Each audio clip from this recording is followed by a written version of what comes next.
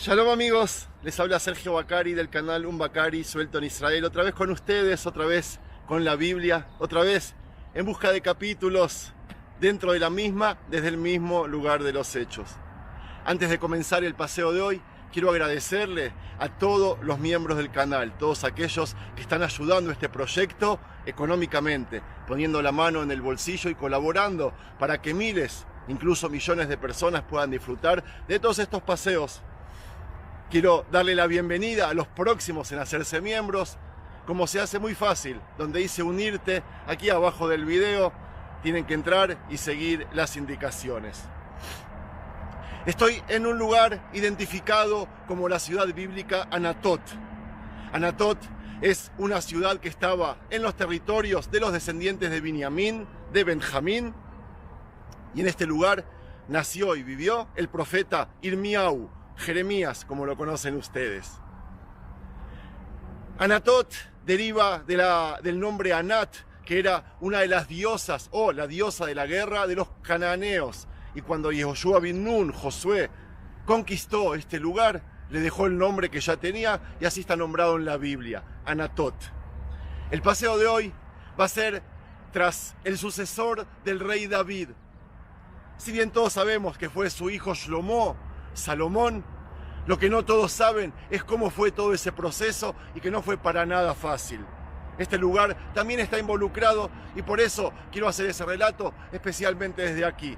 Por si no les dije, estamos en las afueras de Jerusalén. Enseguida cuando suba aquí arriba les voy a hacer una vista sobre la ciudad y sobre el recorrido que hacía Irmiau o Jeremías cuando salía caminando desde aquí por Derech Ma'ale Adumim hacia la puerta del templo para hacer sus profecías.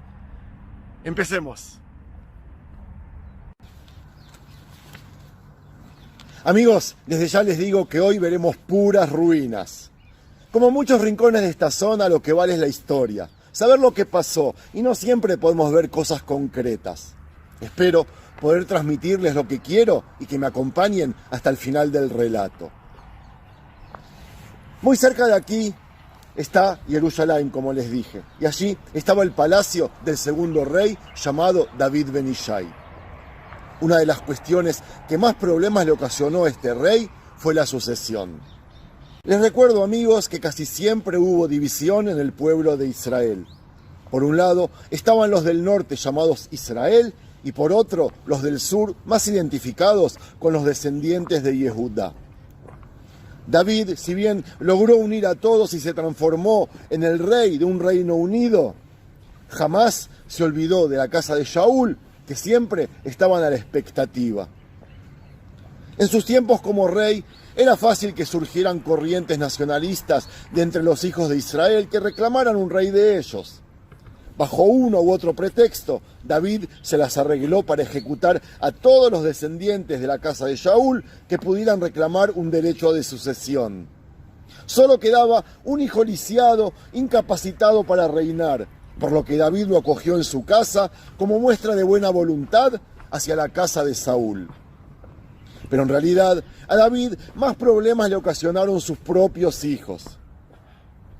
Amigos, era costumbre entre los monarcas orientales disponer de un harén tan numeroso como fuera posible. Harén era un grupo de mujeres que rodeaba la vida del rey, por si alguien desconoce el término. Esto daba una imagen de magnificencia tanto a los súbditos como a los extranjeros. Una forma de sellar una alianza con otro pueblo era incorporar al harén a una de sus princesas. Era todo un honor. El problema era que las distintas mujeres rivalizaban entre sí y todas trataban de que sus hijos gozaran de mayores privilegios frente a los de las demás. Particularmente delicada era la cuestión de cuál de ellos heredaría el trono. Era frecuente que cuando el rey moría, uno de los hijos matara a sus hermanos, evitando así toda disputa por la sucesión. Una jugada inteligente podía ser matar a la vez tanto al rey como a todos sus hermanos, mientras estos estaban desprevenidos esperando la muerte de su padre.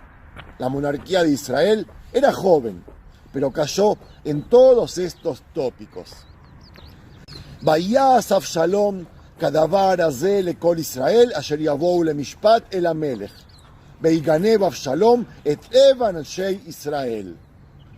El hijo favorito de David era Absalom, quien fue gradualmente ganando partidarios hasta que en el año 970 a.C. reunió un ejército en contra de su padre David y marchó contra Jerusalén. David fue cogido por sorpresa, pero seguía siendo un buen estratega. En lugar de resistir un asedio en la capital, que hubiera sido humillante, logró escabullirse, huyó al otro lado del Jardén, organizó a todas las tropas leales de que pudo disponer y volvió a Jerusalén, donde no tuvo ninguna dificultad en aplastar a su inexperto hijo. David ordenó capturarlo vivo, pero Joab ben Zuriá, el jefe del ejército, consideró más prudente matarlo. Después vamos a entender por qué. Besham nikra ish Belial ushmo Sheba ben Bichri ish Yemini. Beitka beshofar vayomer en lanu chelet beDavid velo nachalat lanu beBenishai ish leEloab Israel. La crisis alentó a los hijos de Israel descontentos con un rey de Yehudá. Un hijo de Binyamin, un benjamita llamado Sheba, encabezó un alzamiento que David sofocó con relativa facilidad. Aunque el rey demostró por segunda vez tener las riendas bien sujetas, lo cierto es que estas rebeliones mostraban que su gobierno no estaba tan bien afirmado como él había pretendido. El rey David, en el año 961 a.C., estaba ya próximo a la muerte, y las tensiones de la sucesión eran mayores que nunca.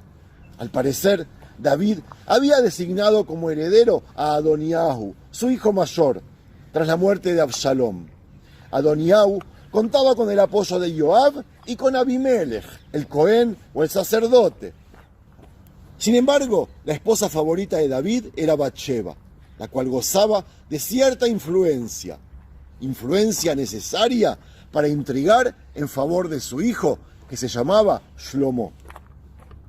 Ella se ganó el apoyo del general Bnayahu, que sin duda vio la posibilidad de sustituir a Joab, y también la confianza del Cohen Zadok, que vio la posibilidad de sustituir a Abimelech. Al parecer, Adoniahu se vio prácticamente coronado rey, y antes de la muerte de su padre ya lo celebró con un banquete. Pero la reina jugó bien sus cartas. Ella, Bnayahu y Zadok afirmaron que David les había expresado en su lecho de muerte su voluntad que su sucesor fuera Shlomo. Acusaron a Adoniahu de usurpador y lograron volver al pueblo contra él. Vayan Amelech David Vayomer, Kruli le Bathsheba, Betavo lifnei Amelech, Betamod lifnei Amelech. Beishva Amelech Vayomer, Chai Adonai asher pada et nafshi mikol tzara. כי כאשר נשבעתי לה ואדוני אלוהי ישראל לאמור כי שלמה בנך ימלוך אחריי והוא יישב על כיסא תחתיי כי כן אעשה היום הזה. ותיכון בת-שבע אף עם ארץ ותשתחו למלך ותאמר יחי אדוני המלך דוד לעולם. Apenas Shlomo fue nombrado como rey de Israel, falleció el rey David. El nuevo rey tenía que actuar y muy rápido si querría conservar su nuevo título. Su primera misión fue la de intentar borrar la amenaza de su hermanastro. A Adoniahu y Joab el rey ordenó a matar y a Ebiatar a Cohen decidió perdonarlo por su fidelidad hacia su padre. En vez de matarlo, hizo lo que se hacía en esos tiempos con los que mataban o asesinaban, que les conté desde Kiriat Arba, y le dio un refugio en este mismo lugar, en Anatot. Y les leo: Uleviatar a Cohen amar Amelech, Anatot leja el sadeja, ki ish ma betata. Ubayom hazeh, lo amiteja, ki nasata et aron Adonai lifnei David avi, וכי תענית בכל אשר יתנה אבי. ויגרש שלמה את אביתר מהיות כהן לאדוני, למלא את דבר אדוני, אשר דבר אל בית אלי בשילה. A partir de ese momento, el Cohen Agadol, o el sumo sacerdote, dejó de venir de la dinastía de los descendientes de Eli Cohen, aquel que crió al profeta Shmuel y tuvo un trágico final, y pasó en manos de los descendientes de los hijos de Tzadok. Ebiatar, que pertenecía a los primeros, era descendiente de Eli Cohen, y ese fue parte del castigo del nuevo rey Shlomo.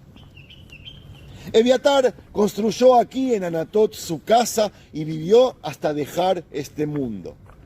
El profeta Irmiau nació también aquí siglos más tarde y es descendiente de esta dinastía de Ebiatar, que aunque era Cohen y lideraba los trabajos de Dios, aquella decisión de Shlomo hizo que Irmiau no fuese sumo sacerdote, pero sí que su familia fuese Cohen, que vivía en esta ciudad levita y que podría trabajar en el templo de Jerusalén.